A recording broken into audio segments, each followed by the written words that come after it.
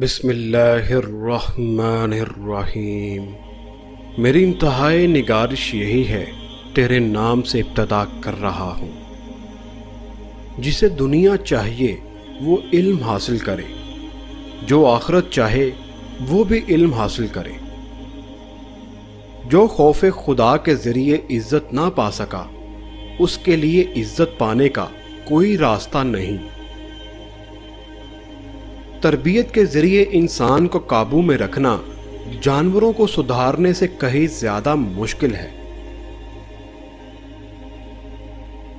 بردباری مددگار لوگوں سے بڑھ کر مددگار ثابت ہوتی ہے۔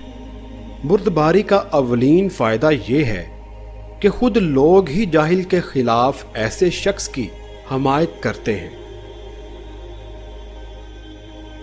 جو آخرت کی قدر و قیمت سے واقف نہیں، وہ دنیا سے بے رغبت کیسے رہ سکتا ہے؟ جو اپنا دامن محفوظ نہیں رکھتا، وہ ہمیشہ بے وقت رہتا ہے۔ جس نے اپنے آپ کو صحیح پہچان لیا، لوگ اس کے بارے میں جو چاہیں کہیں، اسے کچھ نقصان نہیں۔ جو اپنی باتوں سے اللہ کی رضا مندی نہ چاہے، اس کی زبان سے حکمت کے موتی کیسے برآمد ہو سکتے ہیں؟